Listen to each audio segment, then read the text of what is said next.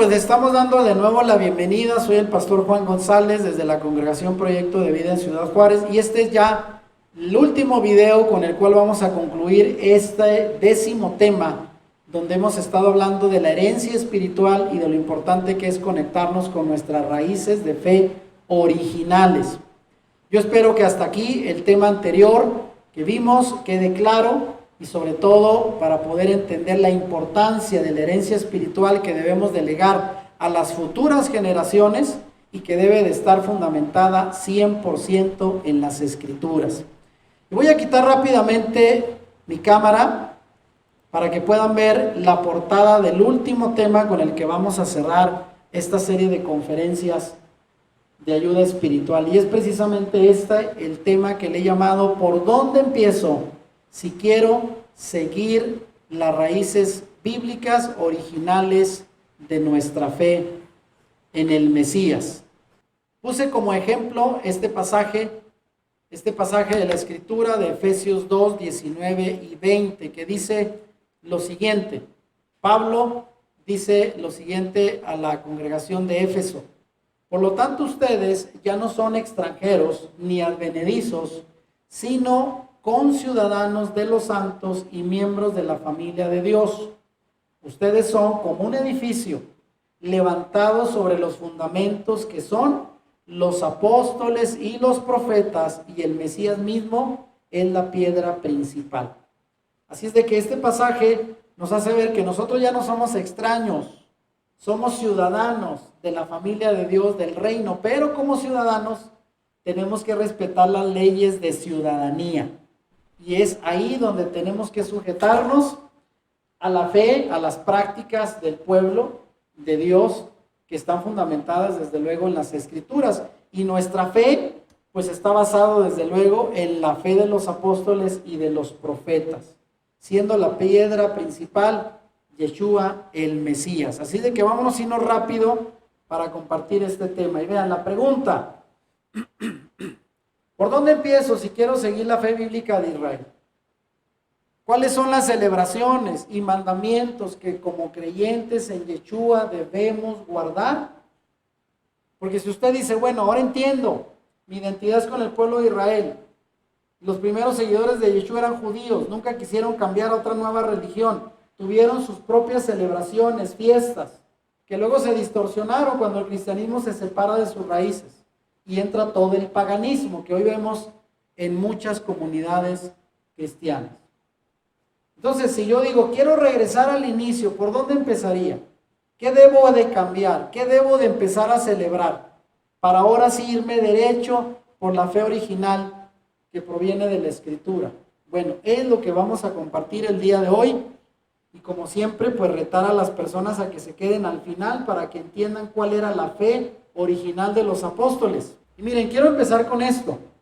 Dios nos ordenó guardar la ley, la Torá.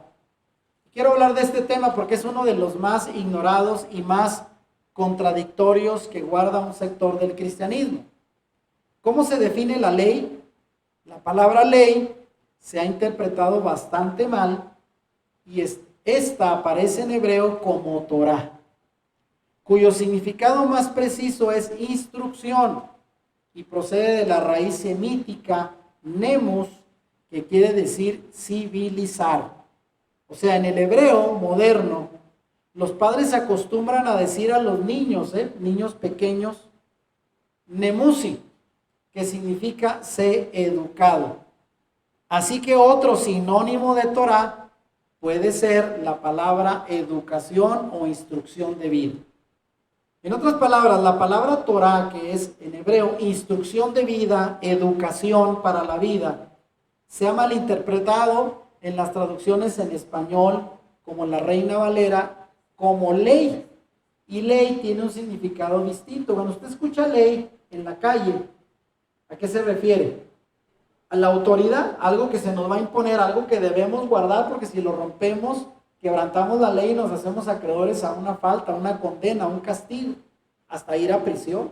Entonces, cuando ponemos ahí ley, la gente en el cristianismo dice, ay no, me imagino un policía ahí como diciendo, cumples o te meto a la cárcel, como algo impositivo, no me gusta. Leyes por todos lados en la Biblia a la gente no le atrae. Pero si supieran que eso viene de la palabra Torah, que significa instrucción para la vida, es algo que te conviene obedecer, se daría un cambio distinto a la palabra y al concepto. La ley fue legado de Dios para la humanidad. Aquí pongo, ¿verdad?, lo que es una imagen de la Torá y el símbolo de la ley, que es la balanza y el mazo del juez. La ley fue dada para que todo ser humano que de corazón busca a Dios sepa cómo obedecerle y amarle. Efesios 2 enseña que ahora somos conciudadanos, el pasaje que leímos ahorita, ciudadanos del reino. Por tanto, como ciudadanos de su reino, necesitamos una constitución que nos rija. ¿Y cuál es esa constitución? En todo país, si usted es ciudadano de México, hay una constitución del país.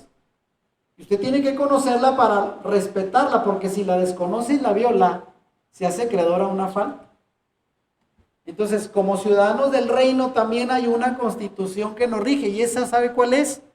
La Torá, la que rige la vida de su pueblo. Para eso fue dada en el monte Sinaí el pueblo de Israel. Y para todos los creyentes hasta hoy. La constitución dada por Dios es perfecta y por lo tanto no se necesita reformar o abrogar sus mandamientos.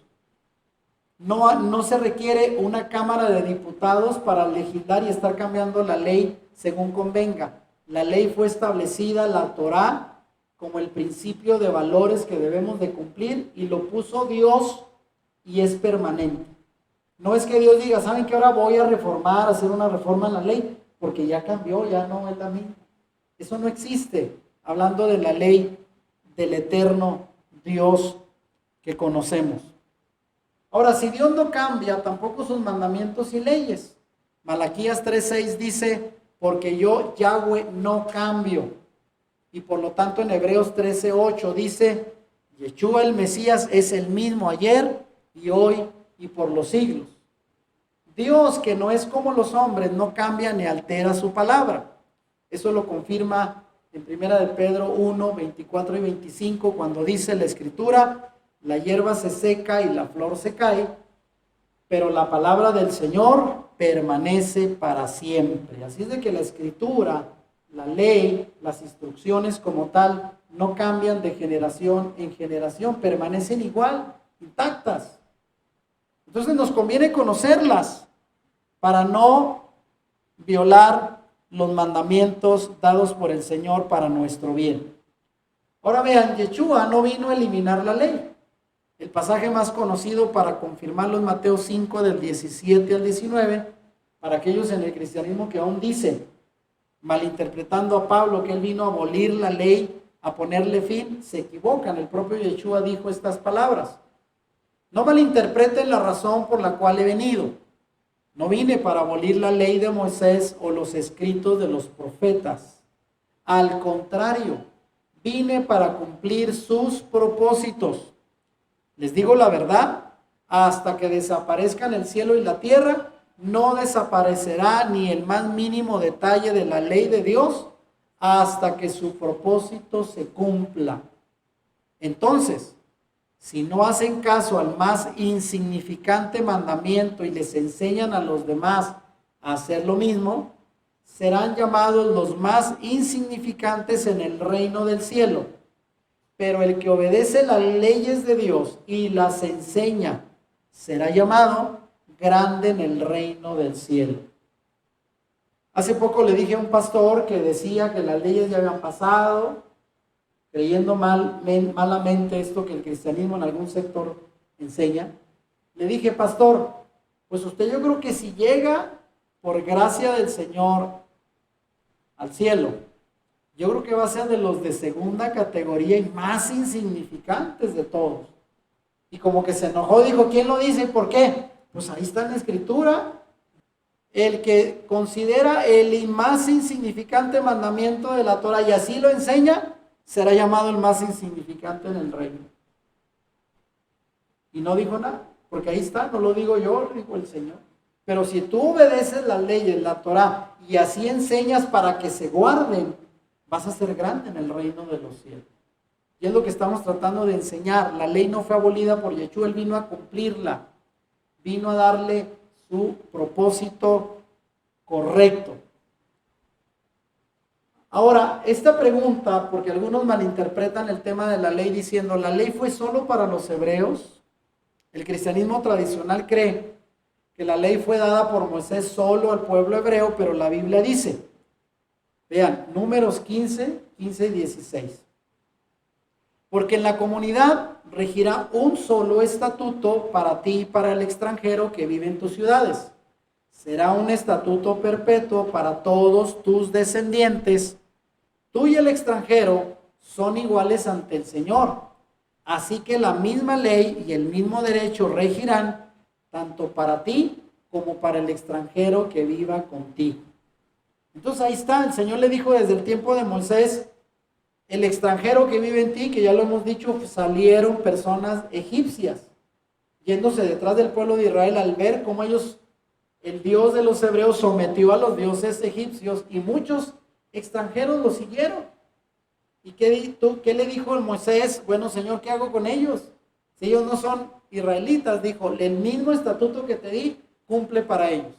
La misma ley, el mismo derecho, para ti como israelita, como para el extranjero que viva contigo. Ahí está, es una misma ley para todos.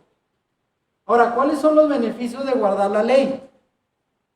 Así pues, guardarás sus estatutos y sus mandamientos que yo te ordeno hoy, a fin de que te vaya bien a ti y a tus hijos después de ti, para que prolongues tus días sobre la tierra que el Señor tu Dios te da para siempre. Eso dice Deuteronomio 4:40.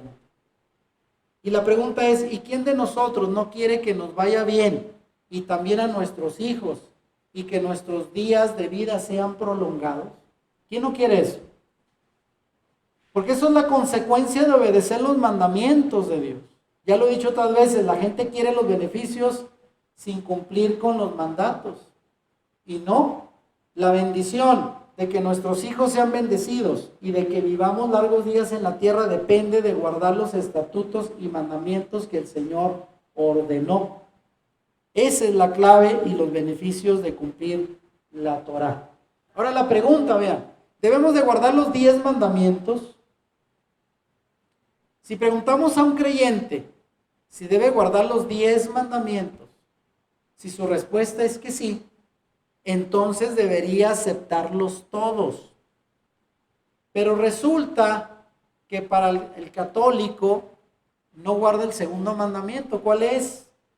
No hacerse imagen de nadie, de los que estén en el cielo, en la tierra, debajo de la tierra, y adorarlos.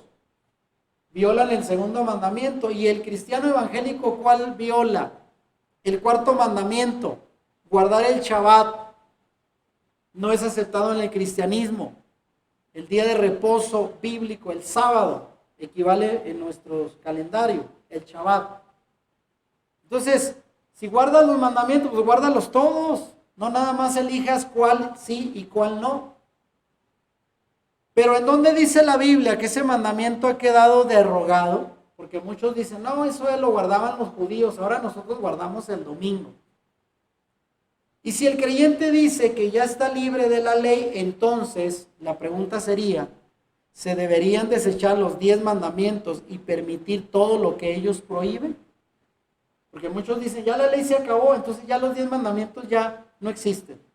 Ya podemos matar, robar, adulterar, hacer lo que queramos porque ya no estamos bajo ninguna ley. No, claro que eso, entonces, ¿estamos o no estamos? ¿Cumplimos o no cumplimos? Vean. Y si dices que sí, bueno, guarda todos los mandamientos, incluyendo el cuarto de guardar el día de reposo. Ahora, aquí entramos al tema del día de reposo. Entonces, la ley no fue abolida, el Señor vino a establecerla y nos conviene cumplirla porque ahí hay obediencia. A la obediencia hay bendición como respuesta. Nos conviene guardar la Torá porque son las instrucciones para la vida. Ahora, debemos de guardar el Shabbat. Es el cuarto mandamiento de su ley. Según Éxodo 20, del 8 al 11, vea lo que el Señor estableció en el cuarto mandamiento. Y por cierto, fíjense cómo empieza, Acuérdate de guardar el día de descanso al mantenerlo santo. Tienes 6 días en la semana para hacer tu trabajo habitual, pero el séptimo día es un día de descanso y está dedicado al Señor tu Dios. ¿Quién puso el día? El Señor. Porque muchos dicen, guarde un día el que usted quiera. Es lo mismo. No, Señor. Él dijo el séptimo. Si no hubiera dicho, trabaja 6 y descansa el que tú quieras. Pero dijo, el séptimo día es el día de descanso y está dedicado al Señor tu Dios. Fíjense, ese día ningún miembro de tu casa hará trabajo alguno. Esto se refiere a ti, a tus hijos e hijas, a tus siervos y siervas, a tus animales, y también incluye a los extranjeros que vivan entre ustedes. No hace mucho que Gabriel, ya saben, él dejó de trabajar en Shabbat, abría sus oficinas, pero hubo un tiempo donde sus empleados seguían atendiendo al público, él no iba. Hasta que leyó aquí, dijo, a ver, ni tu familia, ni tus hijos, ni tus siervos, ni tus sirvientes, ni los animales, ni los esclavos, nadie. Ah, caray, dijo, entonces todavía estoy incumpliendo, ¿verdad? Y le dijo a sus empleados, ¿saben qué? El sábado ya no trabajamos, nadie, porque esto es cumplir el Shabbat. Pues en 6 días el Señor hizo los cielos, la tierra, el mar y todo lo que hay en ellos. Pero el séptimo día descansó, por eso el Señor bendijo el día de descanso y lo apartó como un día santo. El Señor lo hizo. No es algo que impone la religión judía ni nada. Es del Señor un día de guardar y Él eligió el séptimo día diciendo que al mismo tiempo como Él descansó después de la creación, así lo debemos de hacer nosotros. Guardar el Shabbat es una señal del pacto de su pueblo con Dios. Tiene un significado. Vea lo que dice Éxodo 31 del 12 al 14. Después el Señor le dijo a Moisés las siguientes instrucciones. Dile a los israelitas, asegúrense de guardar mi día de descanso, porque el día de descanso es una señal del pacto entre ustedes y yo de generación en generación. Se ha establecido para que sepan que yo soy el Señor quien los hace santos. Deberán guardar el día de descanso porque es un día santo para ustedes. Cualquiera que lo profane será, ¿qué cosa? Ejecutado. Y el que trabaje ese día será excluido de la comunidad. Vean cuál era el castigo de no guardar el día que el Señor había establecido.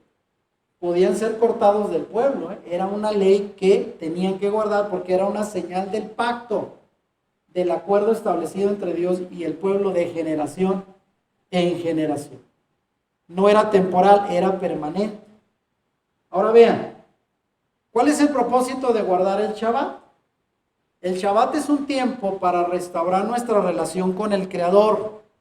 Es un día en el que se debe alimentar nuestro espíritu mediante oraciones, estudio de la palabra, testimonios, predicando, visitando o ayudando a enfermos y necesitados, y también dedicándolo para convivir con nuestra familia.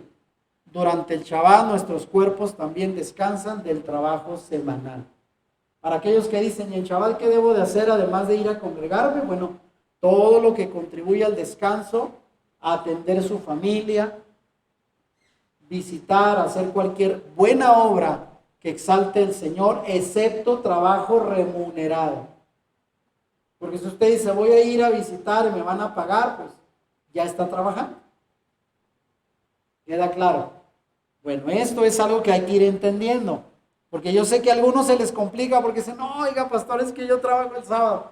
Sí, muchos lo hacíamos. Si lo puede ir cambiando, hágalo. Si no, vaya, Señor, orando para que Él le vaya dando respuesta. Va a ver que Dios, cuando queremos agradar, Él pone los medios. Pero si por ahorita no puede, no se sienta mal, no pierde su salvación, pero es algo que hay que darle importancia. Guardar el Shabbat y otras fiestas ordenadas por Dios. Vean, no solo es el Shabbat. El Shabbat es el día establecido por Dios para descansar, no el domingo. Eso fue posterior. Y se tomó el día de la resurrección para decir ahora guardamos el domingo. Pero hay que tener cuidado porque ya vimos que en las antiguas civilizaciones paganas, el domingo es el día del sol, adorar al Dios Sol. Y aunque alguien diga, yo no lo hago para eso, pero si el Señor estableció el Shabbat, ¿por qué lo cambiamos? Incluso en las primeras comunidades, vea el libro de los Hechos, se seguían reuniendo en Shabbat.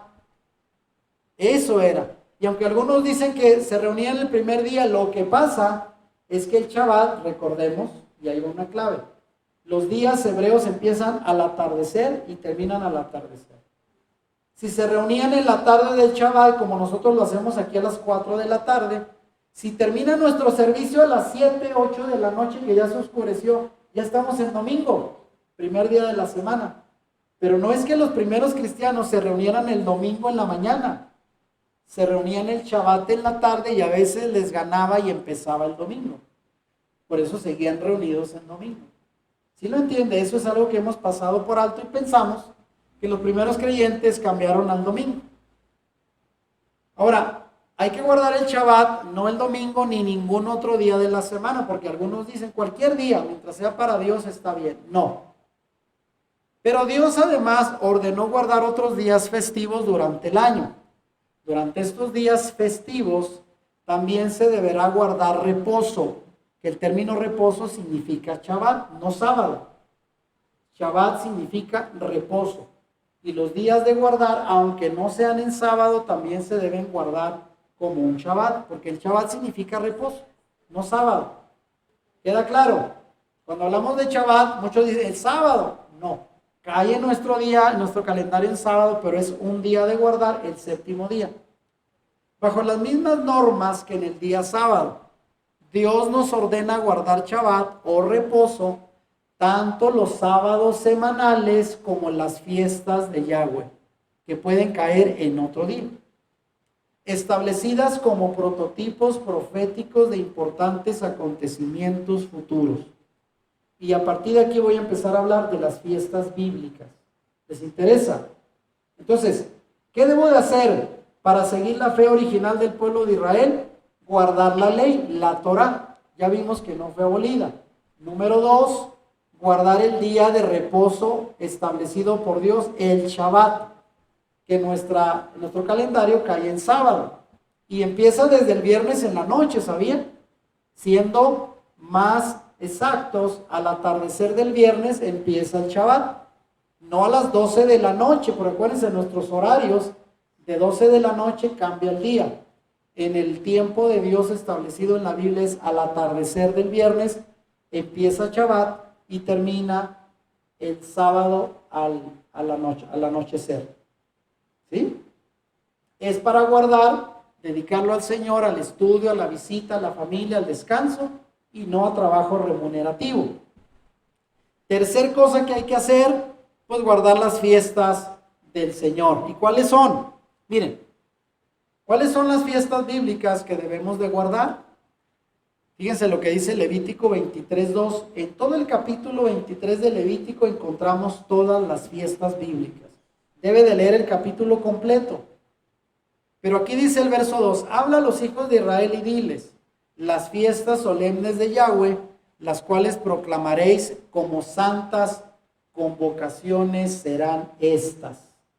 Y ahí todo el capítulo las va a conocer, las voy a presentar de manera resumida. Hemos condicionado nuestras mentes por tanto tiempo para creer que las fiestas celebradas en el Antiguo Testamento son exclusivamente judías. Pero la verdad es que estas fiestas son de Dios y Él tuvo un propósito con ellas. Estas tienen un significado histórico, vean, o sea, refiriéndose al pasado, y también profético, esto es, apuntando al futuro. Así es de que guardar las fiestas tiene un propósito y un significado más profundo de simplemente cumplir un ritual, porque tiene un significado histórico refiriéndose a los acontecimientos del pasado que están registrados en la Biblia y también profético que anuncian el futuro. Por eso es bien importante comprenderlas. Ahora, ¿cuál es el propósito de las fiestas bíblicas? Cuando el Todopoderoso le habló a Moisés, le dijo que eran sus fiestas solemnes. Y esto proviene del hebreo moed, que es en plural, el plural de Moadim. ¿Y qué significa Moadim? Tener una cita en un tiempo señalado. En hebreo, para ponerlo así bajo contexto, si un chico le diría a una chica, quiero una cita contigo, sería quiero un Moadim. Quiero que me des un tiempo para estar contigo. ¿Lo entendemos hoy? Si usted quiere una consulta con un médico, con un abogado, usted tiene que hacer una cita. Eso es un Moadim, un tiempo dedicado para estar con otra persona. Al entender el significado hebreo de la palabra fiesta, que proviene de Moadim, que es una cita en un tiempo señalado, podemos ver que el Eterno está precisando un tiempo determinado en el calendario, un tiempo señalado en el cual Él está haciendo una cita con su pueblo, para estar ahí reunido con su pueblo. ¿Lo entiende ahora por qué es importante? Nosotros entendemos más la palabra fiesta como una celebración, donde haya alegría y de todo, ¿verdad? Fiesta. Hoy dígale a un joven, ¿verdad? Oye, ¿quieres una fiesta? Ah, rápido, una fiesta. ¿Qué va a haber? Baile, música, bebida, ¿qué va a haber? No se refiere a esa clase de fiesta. Fiesta en el hebreo es una cita entre Dios y su pueblo. El poderoso lo tiene todo determinado, aún el tiempo en el que juzgará al mundo, según Hechos 17:31. Todo está calculado. El Eterno no hace nada por casualidad. Entonces Él pide, cada fiesta bíblica es donde el Señor dice, detén todo lo que estás haciendo. Ponme atención, porque tú y yo vamos a tener una cita. Fíjense qué padre, ¿eh? El Creador nos aparta un espacio para decir, quiero estar con mi pueblo en un tiempo especial. ¿Por qué no celebrar? Es importante, y de todo esto nos lo habíamos perdido, ¿eh? ¿Cuál es el propósito de las fiestas bíblicas? Bueno, en Colosenses 2, 16 y 17, Pablo dice esto, que por cierto es un pasaje mal interpretado en el cristianismo. Que nadie pues los critique a ustedes por cuestiones de comida o bebida, ni porque no celebran sus festividades, ni sus ceremonias de luna nueva, ni sus sábados. Estas eran solo como sombras del que había de venir, es decir, el Mesías. Y vean, este pasaje lo puse aquí porque muchos lo toman al contrario. Como diciendo, si los judíos tradicionales te critican porque comes de todo y porque ya no celebras las fiestas bíblicas, que no te importe. Porque esas fiestas eran del Mesías y como el Mesías ya vino, ya se cumplió, ya no significa nada. Y se equivocan porque es justo lo contrario a lo que Pablo quiso decir. Porque Pablo guardaba las fiestas bíblicas y lo vemos en el libro de los Hechos. Él se presentaba en Jerusalén al menos cada año para las 3 fiestas obligatorias para todo varón judío: Pascua, Pentecostés y la fiesta de Cabañas. Ellos tenían que ir como judíos a las fiestas. Entonces Pablo no está hablando en contra de celebrar las fiestas ni guardar el Shabbat. Al contrario, este pasaje lo interpretan al revés. ¿Sí lo entiende? Le dan otro sentido para decir, no, esto ya, que no te critique nadie. Si tú comes de todo y no guardas fiestas, ni el sábado, ni el Shabbat, eso ya, al venir el Mesías ya se cumplió y queda abolido. Mala interpretación. Por lo cual estas convocaciones tenían un significado más profundo. Estas fiestas tenían como fin revelar al pueblo de Dios la venida del Mesías y su plan de redención y restauración. Es cierto, las fiestas bíblicas apuntan al Mesías. ¿Por qué es importante celebrarlas? Porque cada vez que celebramos una fiesta, estamos recordando la obra redentora del Mesías. Dígame, ¿será importante?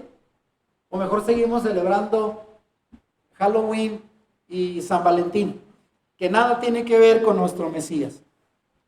¿Cuántas fiestas bíblicas hay y qué significan? Vámonos rápido con eso.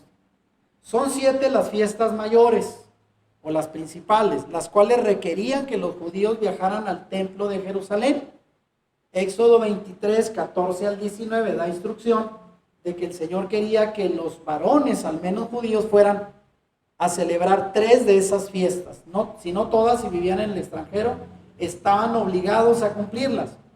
Pero ¿cuáles son las 7? Vean, lo vamos a ver en esta imagen que es una menorá con 7 brazos. Ahí aparecen desde la primera hasta la séptima. ¿Cuáles son? A ver, Pascua, los panes sin levadura, las primicias, fiesta de las semanas que nosotros conocemos como Pentecostés. Ahí está. La fiesta de trompetas, que por cierto ayer hicimos alusión a ella aquí en el Shabbat. El día de expiación o del perdón y la fiesta de los tabernáculos. Vean, lo puede ver en los brazos de la menorá. Pascua, panes sin levadura, primicias o la fiesta de cosechas también se le llama. Pentecostés, trompetas, día del perdón y tabernáculos o cabañas. Ahora, las primeras 4 fiestas, Pascua, pan sin levadura, cosechas o primicias y Pentecostés, fueron ya cumplidas en el Mesías en su primera venida. Y las 3 últimas, trompetas, día del perdón y tabernáculos o cabañas, serán cumplidas cuando Él regrese en su segunda venida. O sea, las 7 fiestas apuntan al Mesías. Las 7, por eso son bíblicas, porque ahí viene la esencia del Mesías detrás de ellas. No son fiestas para el jijiji, jajaja, divertirnos y ponernos ahí felices, no. En la Biblia las fiestas no son para eso, son para recordar y celebrar a nuestro Mesías. Las primeras 4 se cumplieron en su primera venida, las últimas 3 se cumplirán en su segunda venida. ¿Qué significan las fiestas? Número 1, los días de fiestas anuales pueden ser divididos en 2 grupos principales, las fiestas de primavera y las fiestas de otoño. Segundo, Yeshua cumplió la primera parte de las fiestas de primavera en las fechas exactas del calendario judío. Exactamente el Señor las cumplió a la perfección. Número 3, estamos viviendo en el tiempo entre los 2 periodos de fiestas, o sea, de primavera y otoño, y Yeshua cumplirá la segunda parte de ellas muy pronto cuando aparezca en su segunda venida. Es el periodo más largo. Realmente ahorita estos 2000 años de fe, estamos en la pausa entre primavera y otoño de las fiestas bíblicas.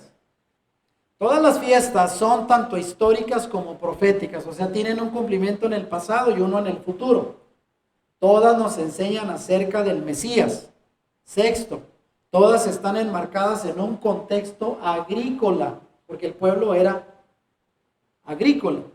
Y séptimo, todas nos enseñan acerca de nuestra relación personal con Dios y cómo debemos caminar con Él. O sea, tienen un significado espiritual también. Entonces, ¿cuáles son esas fiestas? Ahí va, miren.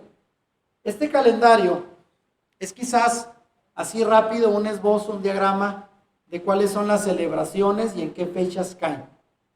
Este es el calendario bíblico de las fiestas sagradas según el calendario hebreo. Allá arriba aparece marzo. Y en marzo comienza lo que es el año nuevo religioso.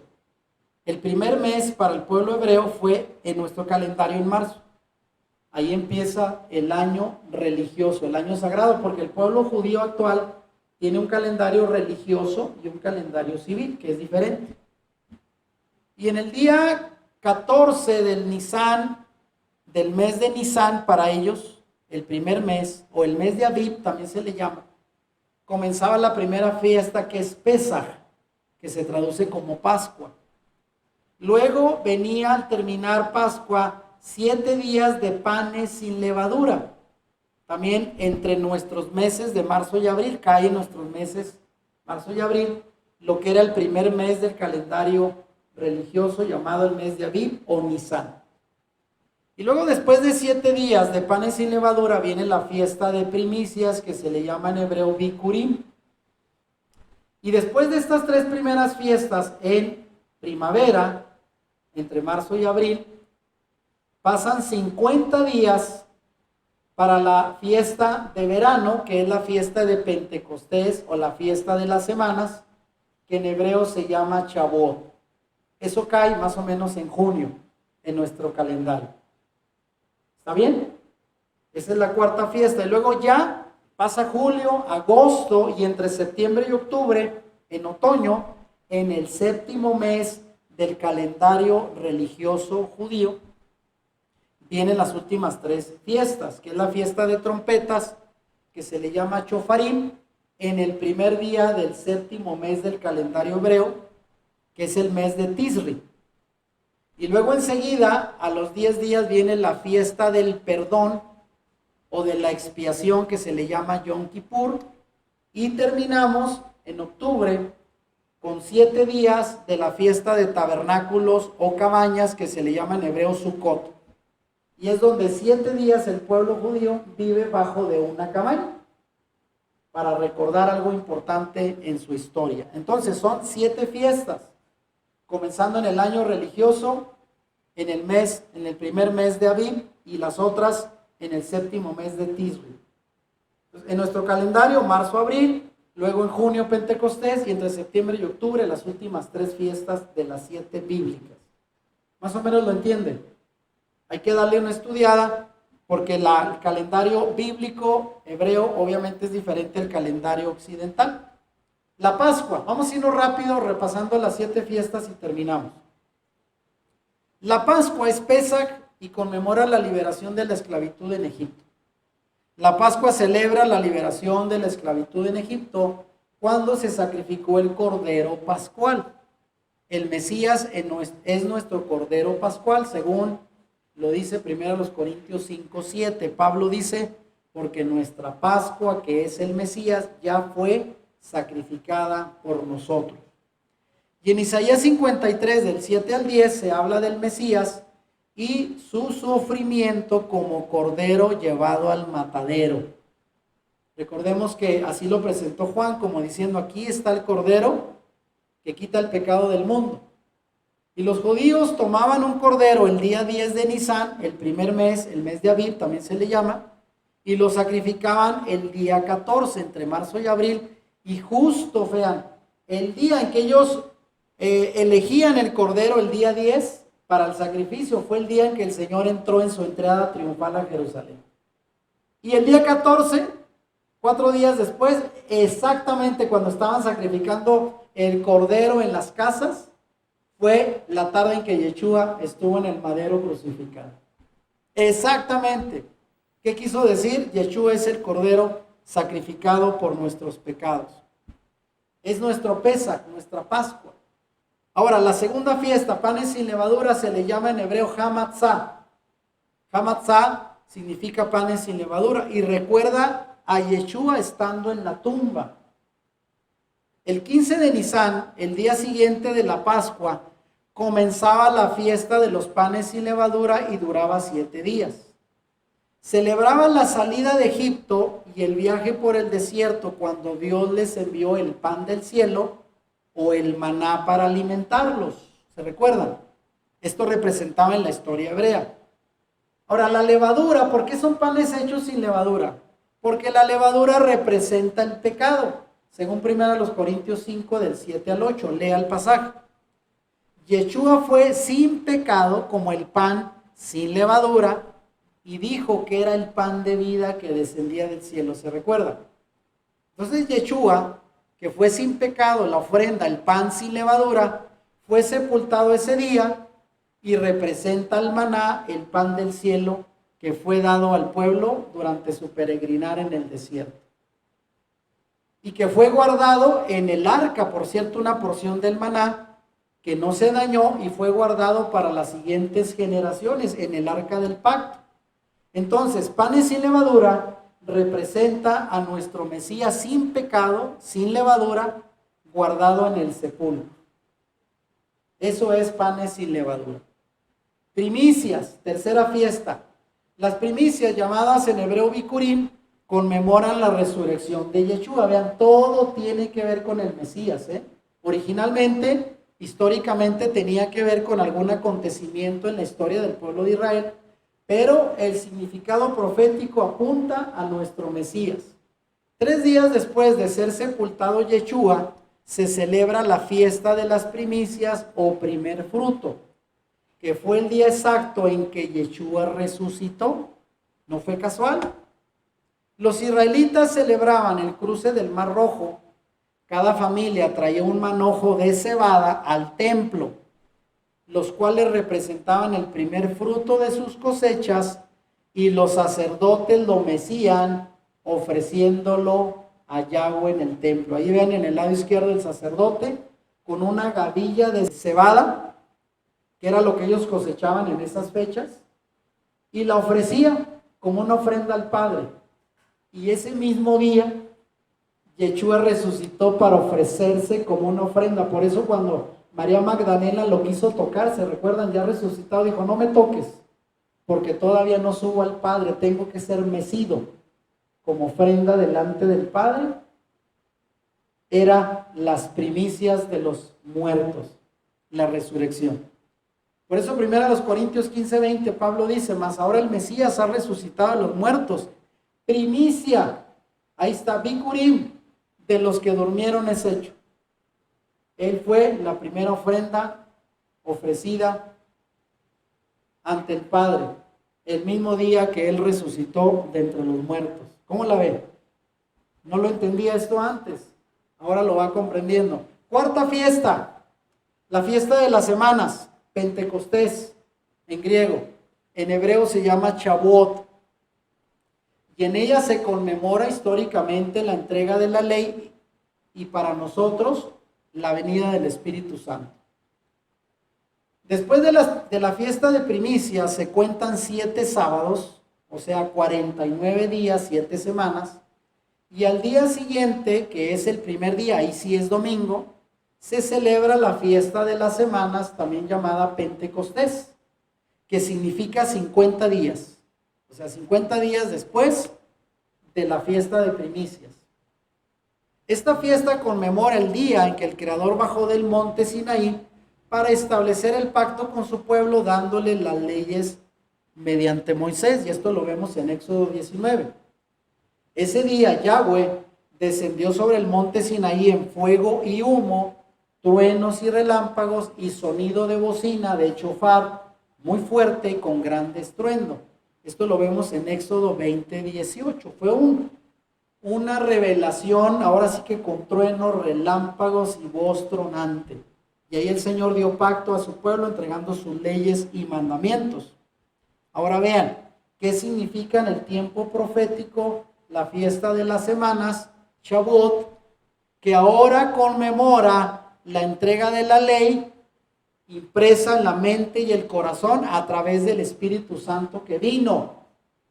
En la fiesta de las semanas, después de la resurrección del Mesías, dice la Biblia, Hechos capítulo 2, que se encontraban reunidos en oración 120 creyentes en el aposento alto. Y fue ahí donde de repente vino del cielo, como fue en el monte Sinaí, un estruendo, como de un viento recio, y el ruido llenó toda la casa, y se les aparecieron lenguas repartidas como de fuego, el mismo fuego que hubo en el monte Sinaí, asentándose sobre cada uno de ellos. Esto dice Hechos 2, del 1 al 6. Y Yahweh así estableció un nuevo pacto, un pacto renovado, mejor dicho, con su pueblo a través de su Hijo Yeshua, y mediante el poder del Espíritu Santo, los creyentes recibimos ahora la Torá, que al principio fue escrita en tablas de piedra, en nuestros corazones, y con ello el deseo de hacer su voluntad. ¿Entiende cómo va el equivalente a la entrega de la ley en el Sinaí en tablas de piedra? Y ahora cómo Pentecostés, después en los apóstoles, fue el advenimiento del Espíritu Santo con las mismas señales que hubo en el monte Sinaí, pero ahora repartiendo la palabra en el corazón de los creyentes a través del Espíritu Santo. Entonces, 4 fiestas ya fueron cumplidas por el Mesías: Pascua, panes sin levadura, la fiesta de las primicias y Pentecostés o fiesta de las semanas. Las 4 anteriores fiestas se celebran en la primavera y fueron cumplidas literalmente en la primera venida del Mesías. Luego, entre primavera y hasta otoño, hay un espacio largo de tiempo, que significa un tiempo en que vivimos hoy de gran expectativa. Porque la siguiente fiesta, ¿cuándo se va a cumplir? Cuando aparezca el Mesías, es lo que esperamos. y las 3 que están faltando se celebrarán en el otoño y serán cumplidas en el regreso de nuestro Mesías Yeshua. Serán los tiempos proféticos finales que estamos esperando. Y vea, ¿cuáles son estas 3 últimas fiestas? Fiesta de trompetas, llamada en hebreo Yom Teruah, conmemora la coronación del Mesías. Esta fiesta se le conoce con varios nombres. Yom Teruah, que se traduce como día del despertar por el sonar de la trompeta. Y la trompeta es el shofar, el cuerno del carnero. También se le reconoce como Hamelech, la coronación del Mesías. ¿Y sabe por qué? Porque en este mes, el primer día del mes de Tisri, del 7º mes en el calendario hebreo, era cuando los reyes eran coronados en Israel. En otras palabras, así como acá en México, el 1 de diciembre, creo que es siempre la fecha en que ponen al nuevo gobernante elegido, en Israel era el 1 del mes de Tisri, cuando el rey elegido se le coronaba como tal. Y yo pregunto, ¿a qué cree que va a venir el Mesías en su segunda venida? A ser coronado como el Rey de Reyes. También se le llamaba Yom HaZikaron, día en que el Creador recuerda a la humanidad, porque es el día en que los judíos dicen que el Señor comenzó toda la creación. También lo celebran como Rosh Hashanah, que significa cabeza de año, donde principia el año. En el calendario civil, los judíos en estas épocas de otoño tienen lo que nosotros sería el año nuevo, porque ellos creen que ahí el Señor empezó la creación. Y también se le llama Yom Hadin, que significa día del juicio, porque según las enseñanzas hebreas es la advertencia de un juicio por venir. ¿Y a qué va a venir el Señor a establecer un reino? A traer juicio a las naciones en su segunda venida. De manera que Yeshua vendrá al toque del shofar. Así dice la Escritura. Cuando se toque la final trompeta, aparecerá el Mesías con gran poder y gloria. Y esto se celebra en la fiesta de las trompetas, donde se toca el shofar. Ahora vean, viene la 6ª fiesta, llamada fiesta de expiación, en hebreo Yom Kippur. Es un día de arrepentimiento y perdón. Es el día más sagrado del año judío. Es conocido como el día de la expiación, del perdón y del arrepentimiento de corazón. Ese día es un día de aflicción y de ayuno y la última oportunidad para reconciliarse con Dios. Y esto se hace el día 10 del mes 7º, el mes de Tisri, del calendario judío. Los días siguientes se les conocen como los días temibles o de asombro, porque hay una expectativa del juicio final que el Señor traerá sobre el mundo. Y es una oportunidad de cambiar el juicio decretado si hay un arrepentimiento genuino. Entonces son 10 días de estar en arrepentimiento, buscando el perdón, para no ser enjuiciados por el Señor en su venida. Esta misma fiesta de expiación llamada Yom Kippur también representa algo en los tiempos bíblicos. Vean, en los tiempos bíblicos el sumo sacerdote sacrificaba en ese día un animal por los pecados de él, que era un becerro, y por los pecados de su pueblo anualmente sacrificaban un macho cabrío. Era un tiempo de ayuno y oración. Luego del sacrificio se soltaba el chivo expiatorio, de ahí viene esa frase, ¿verdad? Tú eres un chivo expiatorio, de ahí viene, que llevaba los pecados de Israel y jamás regresaba. O sea, ahí vean ustedes, al sacerdote tiene 2 chivos. A uno de ellos le ponía encima la mano en la cabeza y confesaba todos los pecados del pueblo. Y ya llevaba la maldición de todos los pecados y lo echaban afuera de la ciudad. Por eso se le llamaba el chivo expiatorio. Y se cercioraban de que cayera en algún precipicio y se matara, llevándose todos los pecados del pueblo fuera. Y el otro chivo, porque se hacía por suertes, a ver a quién le tocaba morir y a quién le tocaba irse de la ciudad. Y el otro se ofrecía como un sacrificio. Ahora, Ese animal representaba a Yeshua, vean, quien llevó los pecados del pueblo. Así dice Efesios 1:7, en quien tenemos redención por su sangre, el perdón de pecados. Y era el único momento en que el sumo sacerdote entraba al lugar santísimo una vez al año para ofrecer el sacrificio por el pecado de él y de toda la nación. ¿Y qué hizo Yeshua? Llevar el pecado de nosotros ante el lugar santísimo para ofrecerlo de una vez y para siempre y dejarnos abierta la entrada. En esta misma fiesta, con la primera venida de Yeshua, el liderazgo condujo a la nación por el mal camino al declararlo a él como el culpable de blasfemia.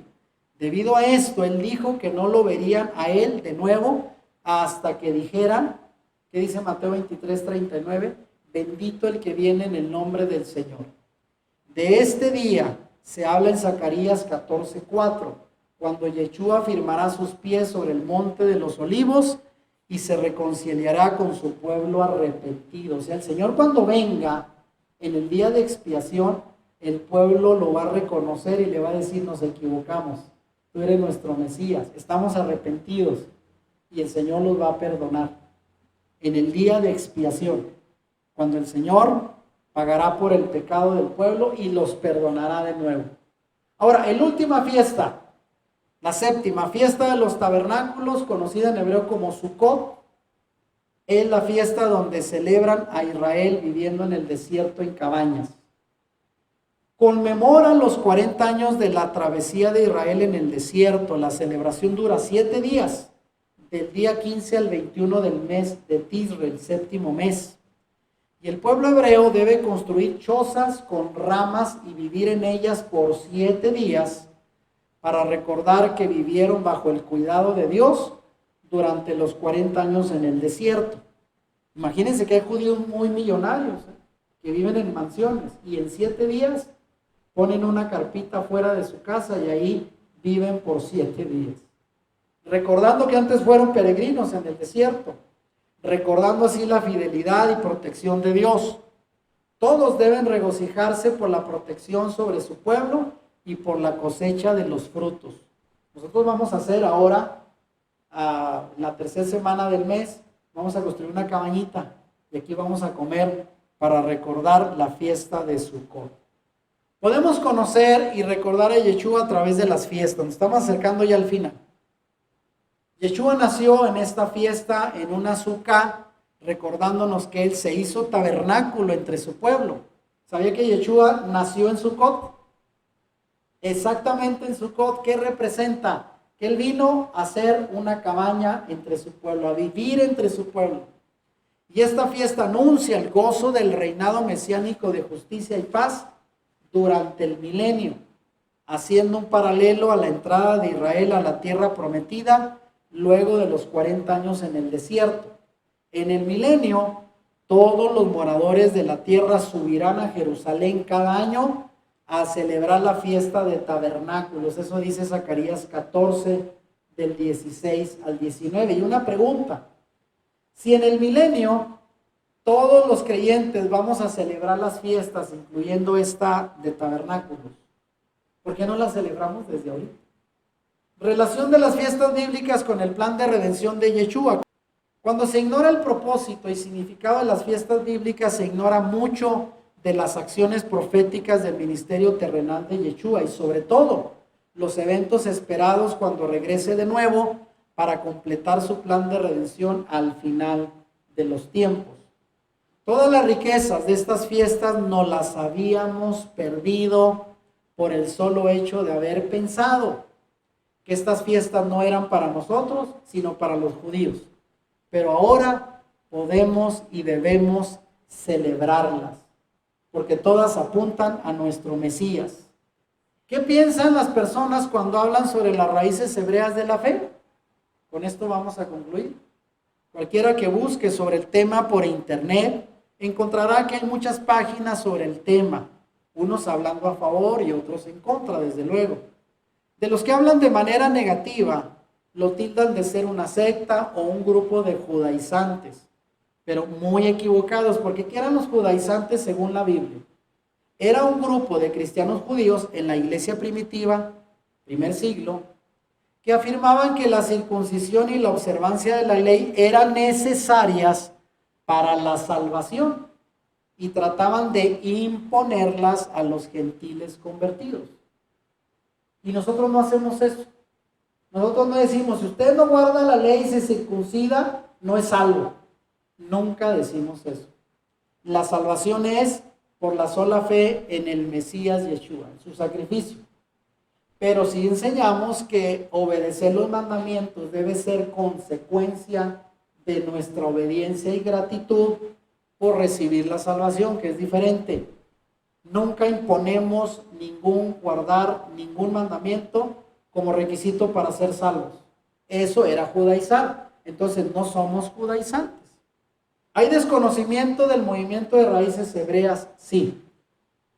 Algunos cristianos expresan su profunda preocupación por la supuesta amenaza que representa este movimiento al cristianismo tradicional y se dedican a exponer lo que para ellos constituye una herejía peligrosa.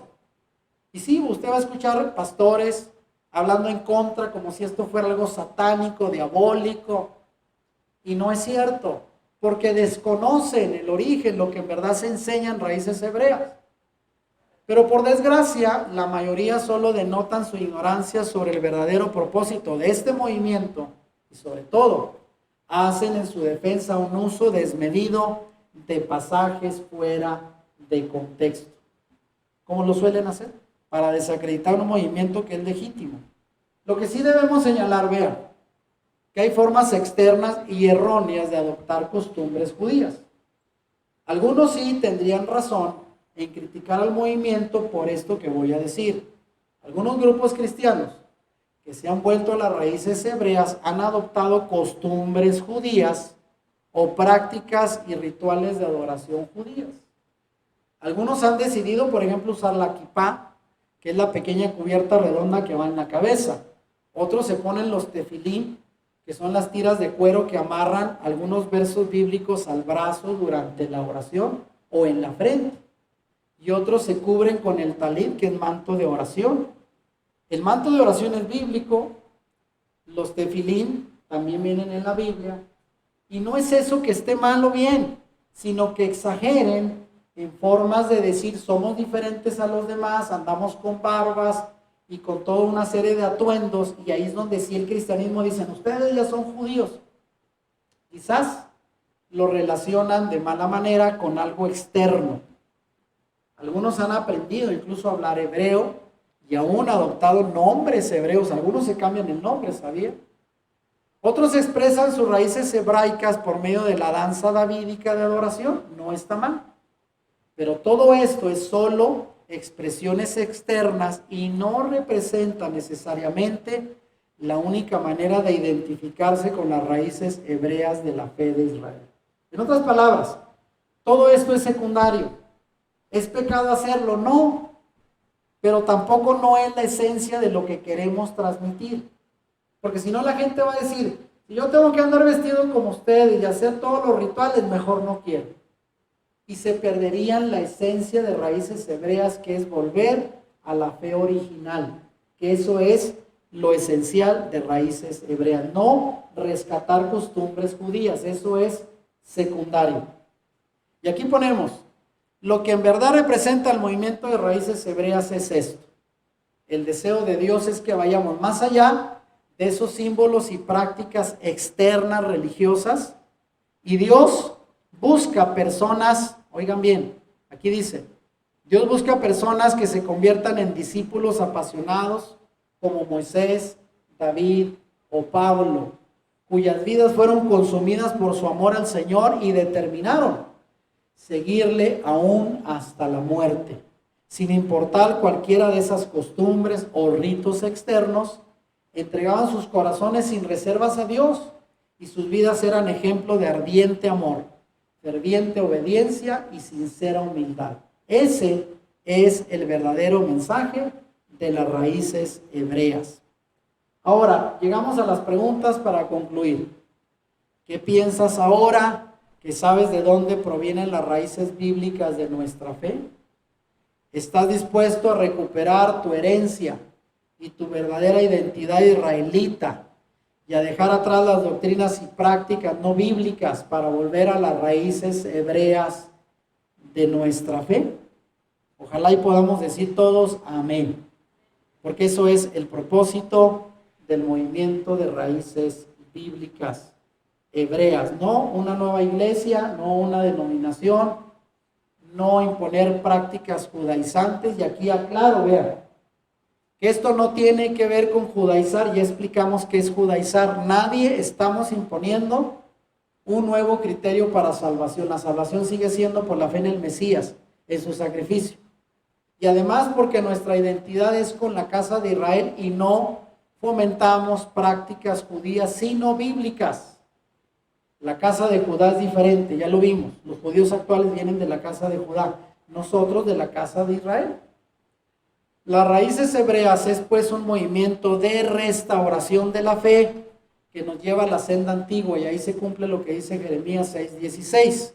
Así dijo Yahweh: párense en los caminos y miren y pregunten por la senda antigua, las sendas antiguas, cuál sea el buen camino, y caminen por él y hallarán descanso para su alma.